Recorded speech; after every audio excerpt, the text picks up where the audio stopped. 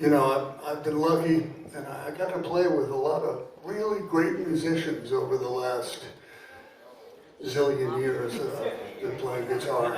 And that's been one of the biggest thrills, of course, is playing for you, and that, nothing beats that. But I got to meet my idols and play with them extensively and learn from them, and that's been amazing. And one of the guys that I played with and made a record with early on was Charles Mingus, which I know if you get a chance, you check out his music. So anyway, I was in my 20s. I was about, I think I was 26, yeah, 1977. And I'd been on the scene a little bit, you know, in New York, and I got a call. They said, would you like to play on Charles Mingus's next record? Yeah. And I was like, yes. And so I jumped at the chance, and they said, well, be at the rehearsal. And so I was there at the rehearsal, and it was this big group. There was like a lot of the greats of jazz at the time, you know, were there, and Lee Konitz and George Adams, and you know, Mingus's band with Danny Richmond, and a lot of incredible players. More than that, Jimmy Napa. Wow, it was unreal. All these guys that I idolized, but no Mingus. He wasn't there. There was a different bass player substituting for Mingus, but it was Dave Holland. You know, so I was like, wow. And so we learned the songs at the rehearsal.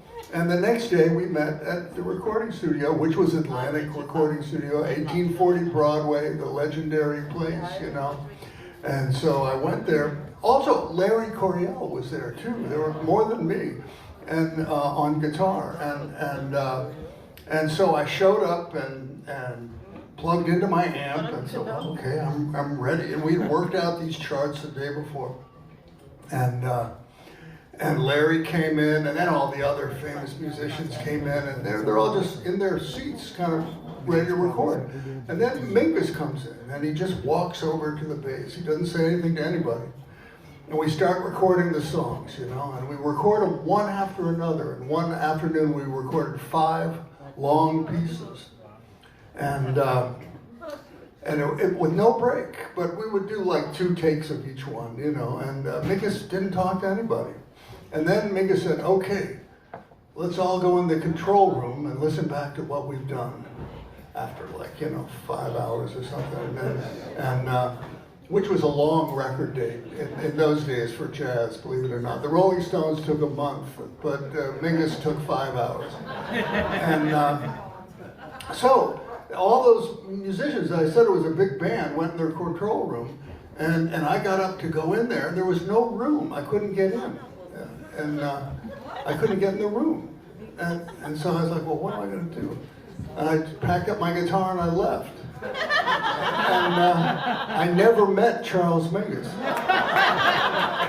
So I played on a Mingus record, didn't say one word to the man. And it's the only time that's ever happened to me. But unfortunately, Mingus died right after that. He had ALS. It was really sad. He passed away. But it was a great experience to get to at least be around him, to get to share some notes with him. And I'd like to play one of his songs for you now.